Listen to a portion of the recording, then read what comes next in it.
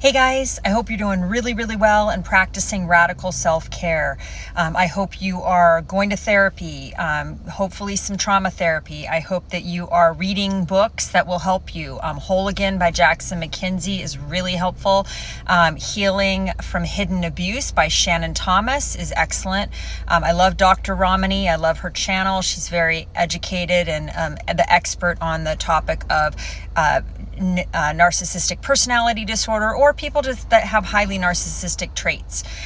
In this video, what I'm going to talk about is sort of a sensitive subject, but I'm going to just put it out there.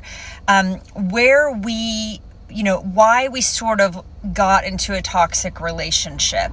And just keep in mind that I'm not victim blaming at all here. If you were abused psychologically, emotionally, physically, or verbally, that is not your fault at all, right? Not even close. But there were probably some red flags in the beginning that you might have ignored.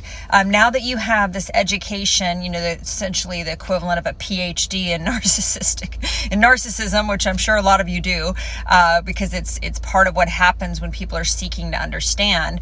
And anytime you're like Googling symptoms to try to figure out what your partner has, that's a red flag right there.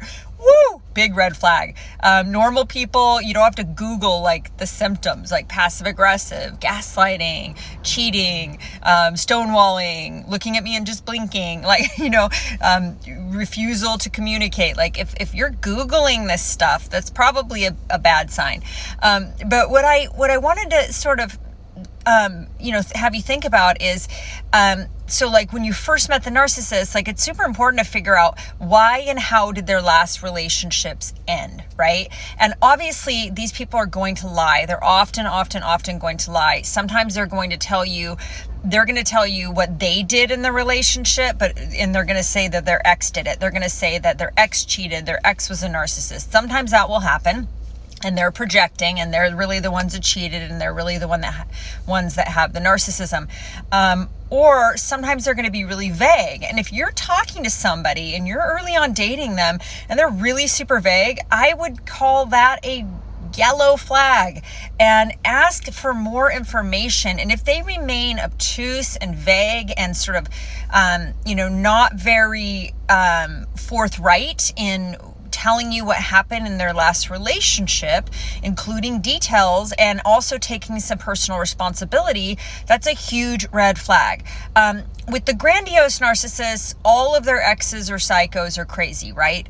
With the vulnerable narcissist or the covert narcissist, they might say all their exes were very nice people. They might say something like that. But if you talk to the exes might be like, oh yeah, this person like gaslighted me or cheated on me or just all of a sudden just broke up with me out of the blue. I had no idea. There was no closure. There was no communication. So like sometimes that can happen that way, right? So like, it's really important to figure out like what was their circumstance or their situation, in their last relationships. When the narcissist, that I met was, in retrospect was very obtuse and vague about the ending and why his relationships ended and didn't really talk about them. And when I found out, I actually spoke with some of the exes and I was like, oh wow, I found a very different story than the one he gave me, including timelines. So the relationship with me started, he lied about the timeline, with the breakup and then the relationship with me. So the whole foundation of our relationship started with a lie, right? I, on the other hand, was dealing with my ex-boyfriend actually had just died, and I was so close to his family and loved him so much as a friend that I was like, I planned his funeral. So like we were really good friends. My ex and I had broken up, but we were very good friends for 4 years after we broke up. Such good friends that I, planned his funeral. So he died at a very young age, at 34, of a genetic disease. So I was also in a state of trauma when I met the narcissist. Another red flag, right?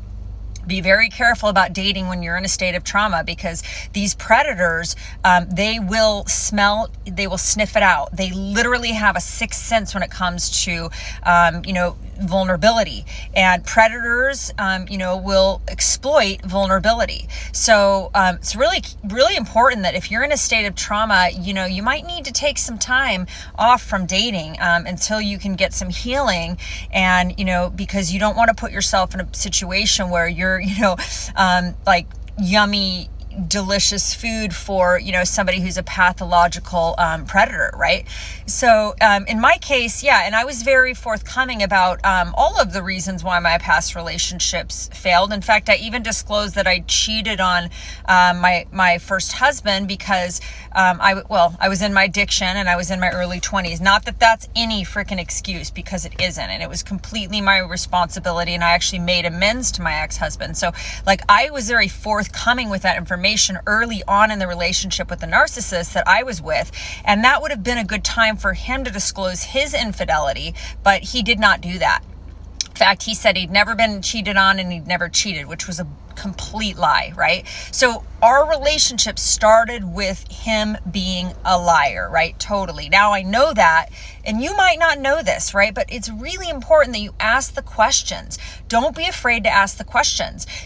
Ask probing questions. And if this person cannot give you satisfactory, in-depth, reasonable answers with some evidence to back it up, then that is maybe at least a yellow flag to start deciding whether you want to go any further in the relationship. So now it's really cool because I'm able to discern this behavior very, very quickly. I've gotten I'm really good. My radar is so good when it comes to spotting people that have highly narcissistic traits. I would say, somebody could get through. I know that that's true, but I've gotten much better, and I just cut them off at the head. As soon as I see to me, a red flag is not a maybe, it's a deal killer. If there's a big fat red flag, I'm like, sayonara. And for me, red flags aren't that you're imperfect. If somebody has debt problems and they're working on them and they're honest about it, that's different. If somebody has substance use disorder problems and they're trying to get sober and they're going to 12-step recovery, that's a different issue. Even if somebody has a sex addiction problem and they're going to 12-step recovery and sex addiction therapy and they're trying to put that in remission, dude, I'm that is huge to me, right? I wouldn't cut them off based on that. The real problem is people that don't acknowledge that they have anything wrong with them and they're pathological predators and liars, right? So that's the real problem, is people that lack introspection, they have no self-reflection, and they're not willing to do any work on them. We all have problems, we're all broken, we all have things in us that need work, right? We all have these blind spots, we all have issues, every single one of us on this human planet. I mean, every one of us humans, right? But your ability to recognize and to be, look inside, to do some introspection, to do some self-reflection, and to, either work on it yourself, turn it over to a higher power, or get some outside help, therapy. That determines to me whether I'm willing to proceed further with a person. How much work are you doing on yourself? How much growth do you have? How much ability, do you have to own your part, to look inside, to introspect, and to know yourself? And, obviously narcissists are living in this, they're very shallow, they're very surface. And now that you know what you know, if you probe early on in a relationship, you will see that. And that's why it's also so important that you don't, give in to their having sex really early on, or spending too much time with them, or their love bombing, because you'll get artificially bonded and you might ignore those red flags. And, that's why it's really, really important that you have boundaries around how much time you spend with a new dating partner, how much, how willing you are to get physical right away. These are things that you really need to have clear boundaries around, so you can figure out who somebody is. Because it can take it can take a good 6 months, 12 months to get to know a person. It can take years sometimes, but, good 6 months to see them in all their different sort of elements. And obviously, if somebody doesn't have any friends, man, that is a huge red flag. They should have really long-term, emotionally intimate friendships, right? Not just surface buddies, not just people they went to school with that they don't really communicate with, not just surfing buddies that they see but they don't really talk to about or have any sort of in-depth communication with. Like, with narcissists, all their relationships are transactional. So, if they marry you, it's a transaction, right? It's a that's how they look at it. What can you do for me? If you're one of their friends, it's usually like parallel play. Like, they might have like a surfing buddy that they surf with, but they're not really interested in that person's life, who they are, their feelings. They don't really share with theirs. So there's no emotional intimacy, right? So all of their relationships are transactional.